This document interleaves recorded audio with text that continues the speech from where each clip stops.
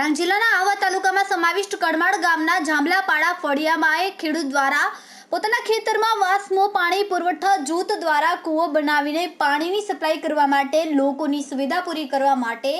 વાસ્મો પાણી પુરવઠા એજન્સીઓ દ્વારા પૂરી પડાતી હોય છે। એક ખેડૂત પોતાના પ્રાઇવેટ કૂવો સમજીને પોતાની મનમાની કરી મોટર નાખીને પાણી લઈને ખેતી કરી રહ્યો છે, તો શું પાણી પુરવઠાના વાસ્મો જૂથ યોજનાના પાણી પુરવઠા અધિકારી દ્વારા આ ખેડૂત પર કાર્યવાહી કરશે કે પછી છૂટા દોરની જેમ છોડી દેવામાં આવશે? જો લાલિયાવાડ ખેડૂત દ્વારા ચાલુ રહેશે એક તપાસનો વિષય છે।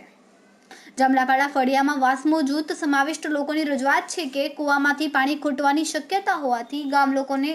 ઉનાળા સિઝન પાણીને લઈને લોકોમાં ચિંતાનો વિષય બન્યો છે। Reporter Ramesh Mahala, Tehelka news, Dang. હું દહેર ગામનો વતની કમલેશભાઈ ગાવિત અને અમારું ગામ દહેર એટલે ડાંગ જિલ્લાની અંદર રાજમાતા તરીકે દહેર ગામ જે છે, રાજમાતા એટલે દહેરની માતા તરીકે ઓળખાય છે। ત્યાં 2021 પહેલાં ઘણી એવું સરકાર બની, તાલુકા પંચાયત, જિલ્લા પંચાયતની અંદર, પરંતુ કડમાળ પંચાયત જિલ્લા જે લેવલની સીટ છે, પાદલખડીમાંથી અમારા પ્રતિનિધિ ચૂંટાયા હતા।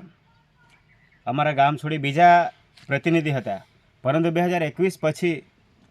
જે અમારા ગામના વતની તરીકે રહેતા તાલુકા સદસ્ય શ્રી રઘુનાથભાઈ સાળવે અને હાલ તેઓ સુબીર તાલુકાની અંદર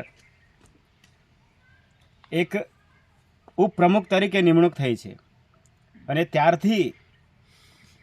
તો આ રાજમાતા દહેરની એમને કોઈ ઓળખતું ન હતા અગાઉ, પરંતુ જ્યારે રઘુનાથભાઈ સાળવે જેમને ઉપપ્રમુખ તરીકે પદવી મળી અને ત્યારથી જે કામો ચાલુ થયા, અહીંયા પાણીની સુવિધા ન હતી, તમે જોઈ શકો છો, પાણીની ટાંકી પણ છે એક, અને સ્ટેન્ડ પણ બનાવ્યું છે પાણીનું, અને રસ્તો પણ મંજૂર થઈ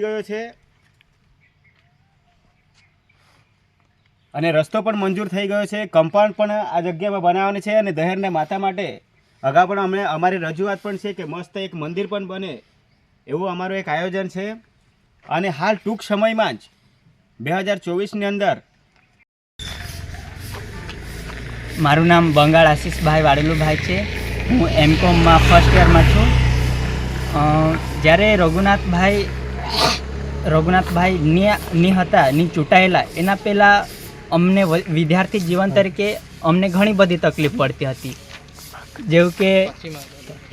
નેટવર્કની પ્રોબ્લેમ, અને પછી કયું એડમિશન એવું કયું મેળવવાનું, જેવું કે કોલેજમાં એડમિશન મેળવવાનું કે એવું ભલે એડમિશન થઈ જાય પણ અમુક એવા કારણો આવી જાય કે પછી ત્યાં અમારું એડમિશન રદ થઈ શકે કે એવું તેવું થઈ શકતું હતું। પણ પછી જ્યારે આ રઘુનાથભાઈ ચૂંટાયા ત્યારે અમને કયો પ્રોબ્લેમ થાય તો પછી અમે એને કોન્ટેક કરતા હતા કે અમારું આ પ્રોબ્લેમ છે વિદ્યાર્થી તરીકે, અમને જેમ કે કોવિડ-19ના સમયે હોસ્ટેલમાં અમને રહેવાનું પ્રોબ્લેમ હતી, અને અમારી 3જા વર્ષની પરીક્ષા હતી, પણ ત્યારે હોસ્ટેલ બંધ હતી, તો એ વખતે પરીક્ષા આપવા માટે અમને ખૂબ જ તકલીફ પડતી હતી। પણ ત્યારે અમે રઘુનાથભાઈનો કોન્ટેક કર્યો કે અમારી પરીક્ષા છે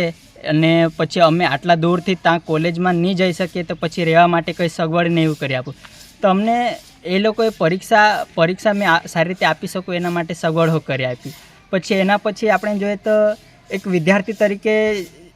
આપણે એમ કહ્યું વાંચવાનું કે એવું કહ્યું પડે, પણ જ્યારે અગાડી અહીંયા નેટવર્ક હતું કે નીકળે નહીં, તો કોલેજમાંથી કે પછી એમ કયો જગ્યાએથી કોઈ ફોન કરે, કયું કામ પડે ઇમરજન્સીમાં, તો પછી એમ અમારું વિદ્યાર્થી તરીકે જે જીવન